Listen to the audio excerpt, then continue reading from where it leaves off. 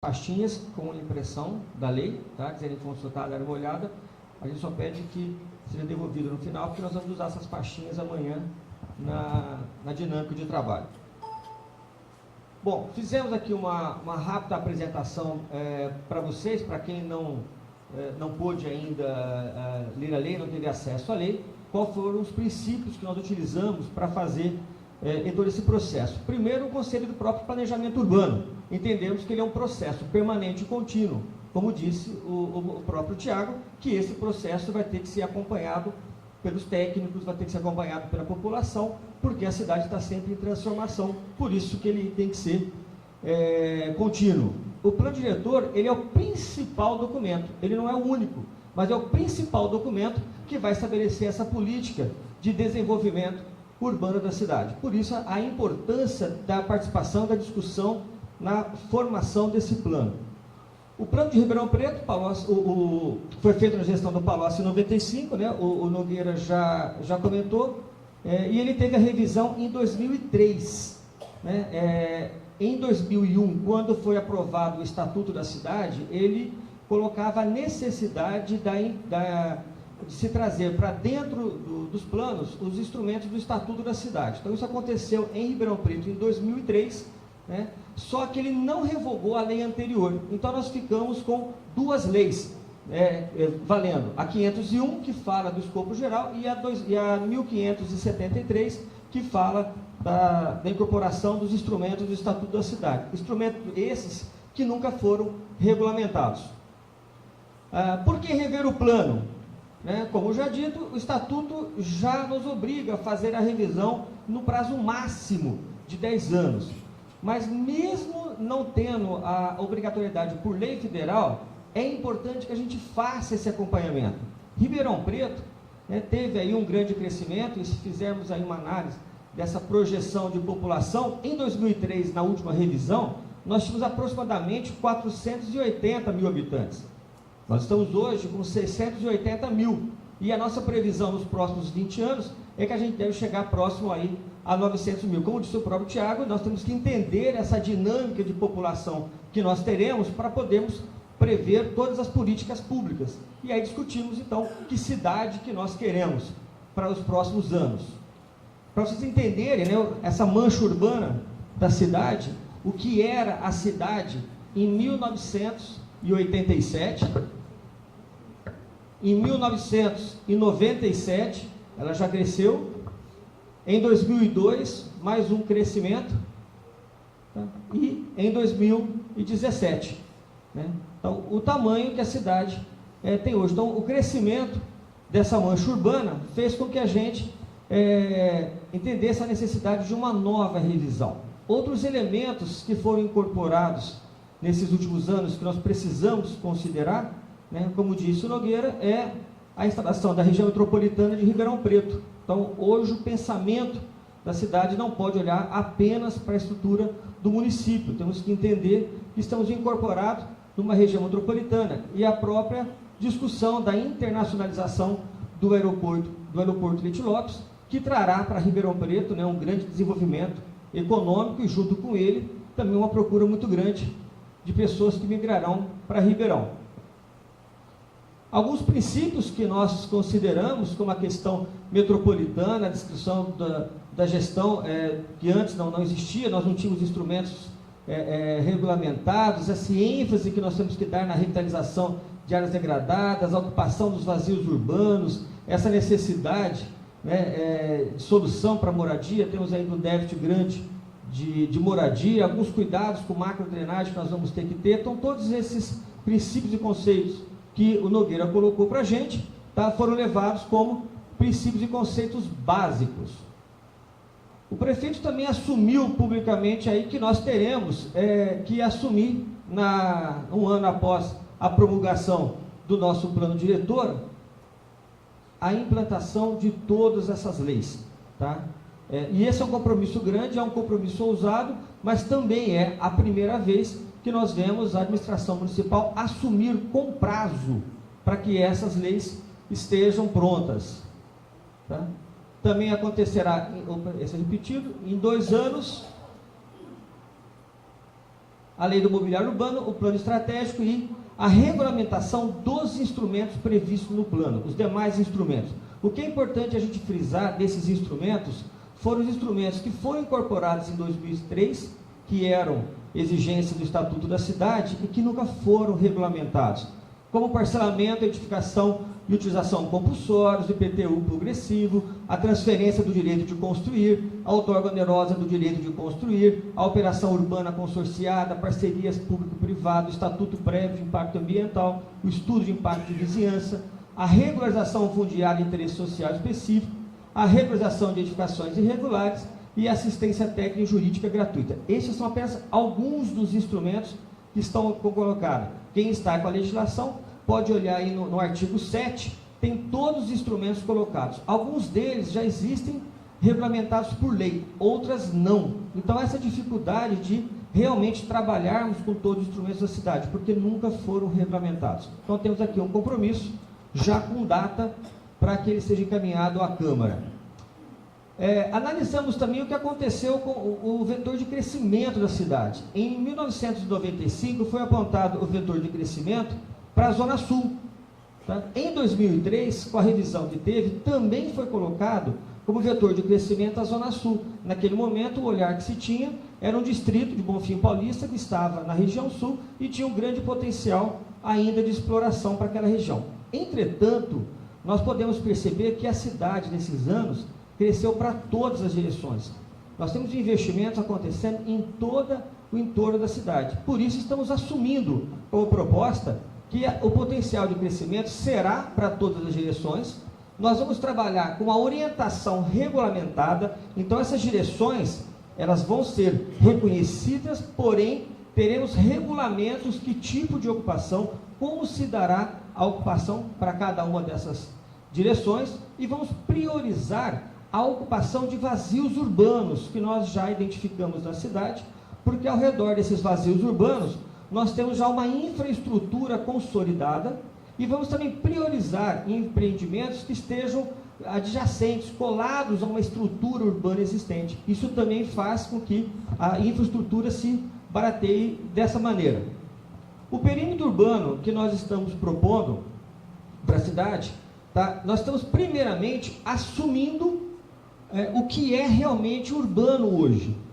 Anteriormente nós tínhamos como perímetro urbano apenas o que estava interno ao anel viário. Entretanto, para fora do anel viário, nós já temos uma estrutura consolidada. Ela já existe há muito tempo, com infraestrutura, só que ela estava ainda numa área chamada área de expansão urbana. Então, o que nós fizemos? Nós fizemos a ligação de toda essa estrutura que já existe, tentando nos pautar, né, ou em cursos d'água, ou divisores de água, ou algumas avenidas que já existiam, e dessa forma conseguimos esta figura geométrica cinza que está aqui interna, tá? Reconhecendo que ali está o perímetro urbano.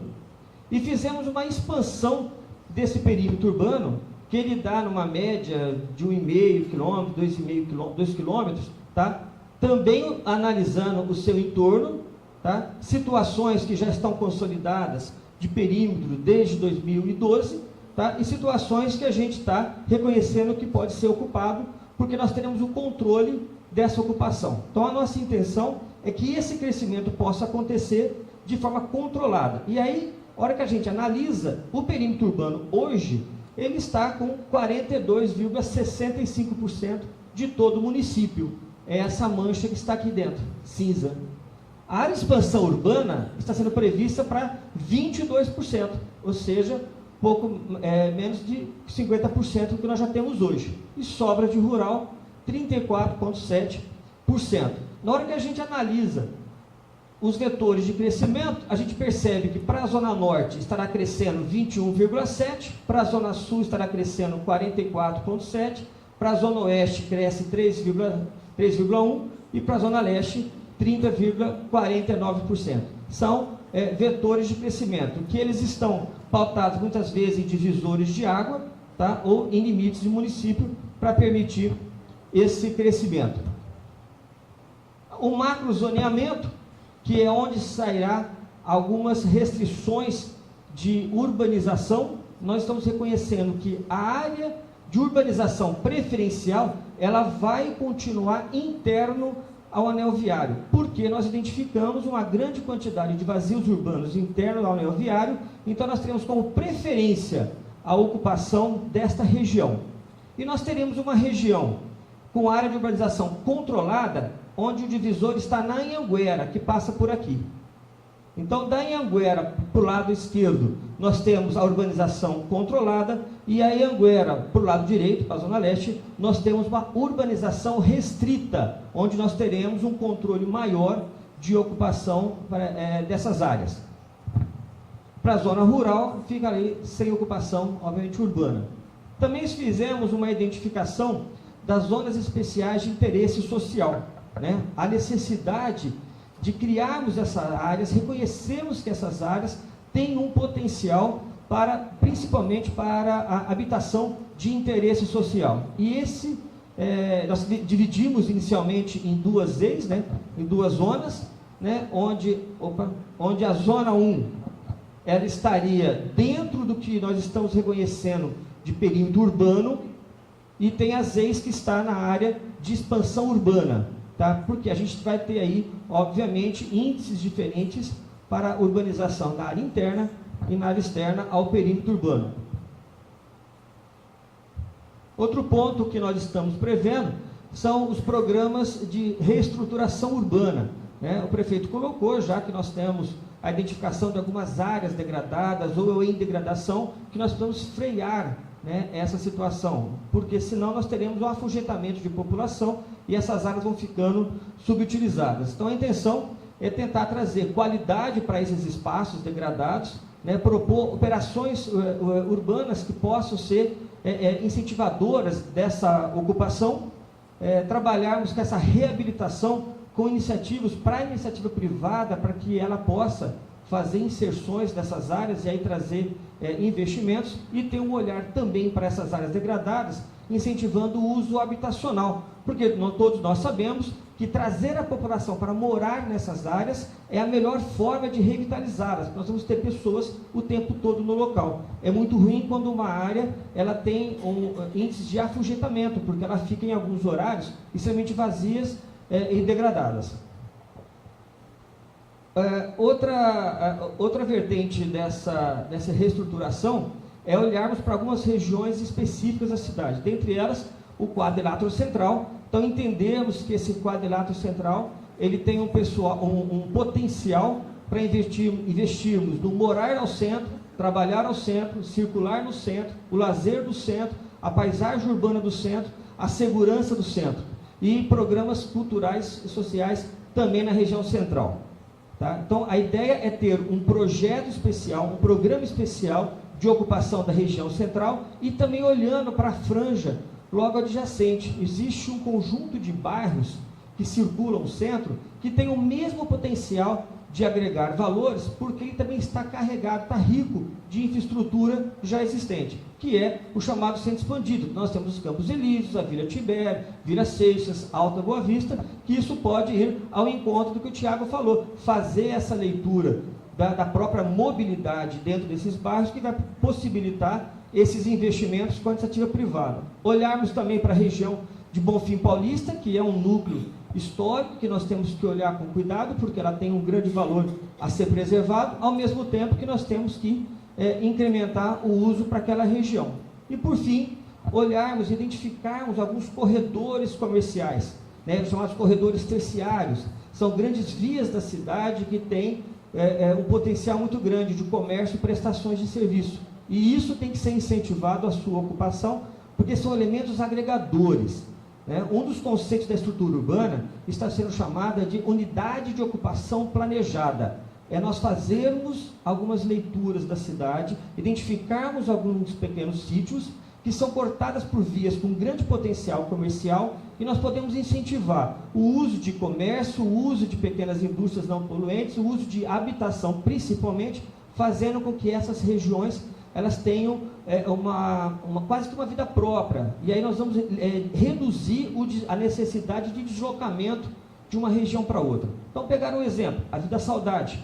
Ela é uma via terciária muito forte que pega os Campos Elíseos. Aqui é Dom Pedro, é uma via muito forte que pega essa região do Ipiranga. Então, identificar essas vias ao longo da cidade para que a gente possa incentivar. Então, esses são alguns dos programas, algumas das propostas da área da estrutura urbana. Vou passar agora para o Afonso. Isso, Afonso. Isso. A gente está correndo para poder não se estender demais, para dar tempo das pessoas aí participarem.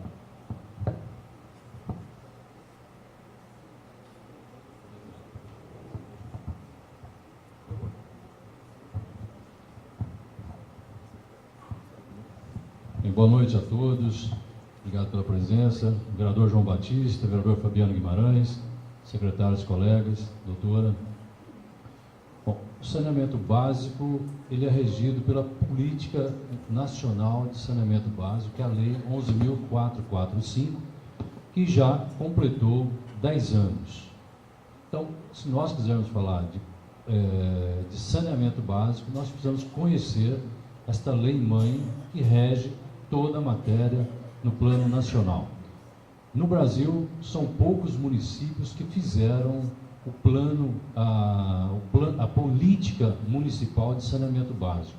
Ribeirão Preto está entre os 500, 600 municípios brasileiros que fizeram a política municipal de saneamento básico, e essa lei 2.794 de 2016, ela é de setembro, finalzinho de 2016, essa lei foi aprovada na Câmara Municipal. Uma das coisas boas que aconteceu no final de 2016.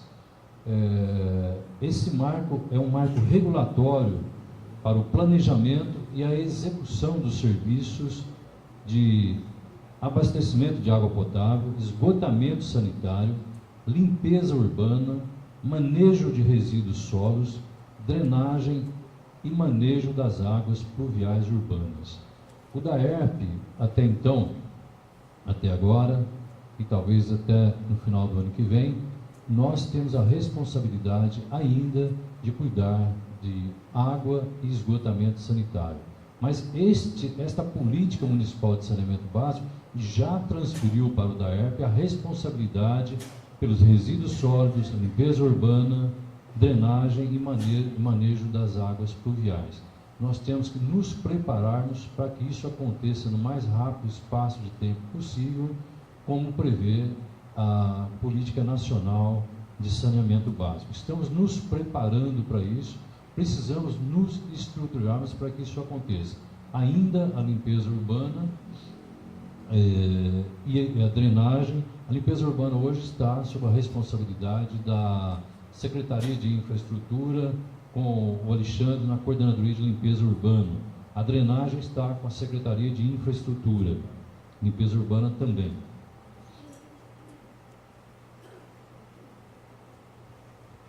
Os princípios básicos da Política Municipal de Saneamento Básico são a universalização de acesso, integralidade da prestação de serviços, ou seja, além de nós termos que colocar à disposição de todos estes serviços que falei anteriormente, nós também temos que fazer a prestação de serviço de maneira integral. Temos eficiência e sustentabilidade econômica com o uso de tecnologias apropriadas. Participação e controle social, extremamente importante que a sociedade esteja nos acompanhando, nos fiscalizando para que isso aconteça. E temos que fazer isso com segurança, qualidade e regularidade.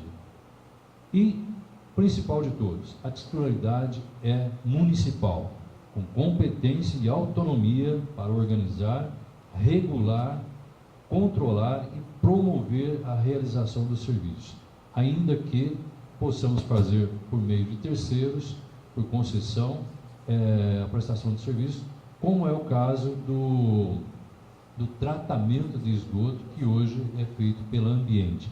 Mas a titularidade é do município, isso não é privatizável, vai ser sempre de competência do município. Ele pode até fazer concessão, mas o município detém a titularidade, a competência e a autonomia para organizar, regular, controlar e promover a realização dos serviços.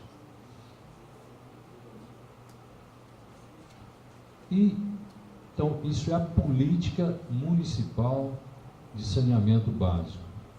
E vem em seguida o Plano Municipal de Saneamento Básico. Então, a Política Nacional de Saneamento Básico, finalzinho de 2016, foi muito bem elaborada, é um instrumento extremamente importante. E, em sequência, o Plano Municipal de Saneamento Básico. Esse plano ele é elaborado com um horizonte de 30 anos, ele deve ser atualizado a cada 2 anos e revisado a cada 4 anos. Também foi elaborado em 2013, esse Plano Municipal de Saneamento Básico. Ele não foi atualizado em 2015 e a revisão, se tivesse sido atualizado, seria em 2019. Então, está com a data de validade vencida o Plano Municipal de Saneamento Básico, que foi executado em 2013. Mas é um ponto de partida importante para nós. Já a partir do ano que vem, o prefeito nos deu 12 meses para nós elaborarmos o Plano Municipal de Saneamento Básico. E esse plano, então, é a definição dos instrumentos de gestão para os 4 pilares do saneamento básico, que é a água, limpeza, esgotamento sanitário, drenagem urbana. E a definição desses instrumentos, os pilares, tem que se orientar pela educação ambiental, extremamente importante. Os cidadãos, nós temos que ter educação, conhecimento, informações, para que possamos usar os recursos com parcimônia. São recursos finitos e nós precisamos usar bem desses recursos. Para isso, a população precisa receber as orientações, estar educada ambientalmente através de programas, de esclarecimento, de debates, de audiências públicas, para que os recursos naturais sejam usados com parcimônia, da melhor maneira possível. Temos que ter a segurança hídrica. Segurança hídrica, hoje nós retiramos quase 13 milhões de metros cúbicos de água por mês, e temos uma grande quantidade de vazamentos, de furtos e de outras deseconomias, e acabamos faturando tão somente 4 milhões e 700 mil metros cúbicos por mês. Ou seja, nós temos uma perda hoje perto de 60%. Essa perda de recurso custa energia elétrica, custa problemas no aquífero Guarani, enfim, problemas de toda sorte. Nós não podemos tolerar isso. Por isso que o Plano Municipal de Saneamento Básico ser elaborado por técnicos competentes que nos orientem para que nós possamos resolver esses problemas. Então, segurança hídrica hoje é um desperdício bastante grande. Mas também, pensando em segurança hídrica, temos que pensar também em fontes alternativas de fornecimento de água. Se falou muito no final do ano passado, por ocasião da eleição, o aproveitamento da água do Rio Pardo. É uma das alternativas que a sociedade, que nós precisamos começar a fazer essa discussão. Nós não podemos depender única e exclusivamente do aquífero Guarani. O uso racional dos recursos, extremamente importante. Tudo que nós desperdiçarmos é desperdício, perda social, isso é irreparável. Disposição e destinação adequada dos resíduos sólidos. Vamos discutir como produzir lixo, como produzir resíduos. Nós temos responsabilidade. A culpa sempre é do poder público. Não, mas não é. Eu acho que cada um de nós temos imensa responsabilidade no lixo que produzimos, da forma como consumimos e da forma como nós destinamos o nosso lixo de toda sorte. Então nós temos responsabilidades e nós podemos diminuir significativamente a produção de lixo e dar uma destinação correta. O reuso da água. Ribeirão Preto, a hora que você faz a coleta, e o afastamento do esgoto, isso vai lá para o ambiente, e lá é feito o tratamento. A água sai com 98% de pureza, é isso mesmo? Sai com 98% de pureza e é descartada, é jogada e vai para o Rio Pardo. Esta água até hoje não foi reutilizada. A estação de tratamento de esgoto, ela está perto do distrito empresarial. Muitas empresas poderiam estar utilizando da água de reuso e nós estaremos economizando a água do aquífero Guarani. É meta desta administração, é meta do DAERP, o quanto antes estamos conversando com os diretores do ambiente para que nós possamos fazer o quanto antes a utilização, o reuso desta água, porque o custo de tirar a água do aquífero e distribuir é extremamente elevado. E nós estamos descartando uma água que pode ser utilizada em vários segmentos. Vamos discutir com a Associação Comercial e Industrial essa questão. Acho que a sociedade precisa estar atenta para isso, se vocês nos cobrarem esse posicionamento, essa utilização. Condução adequada das águas pluviais. Até pouco tempo nós tínhamos enchente. Hoje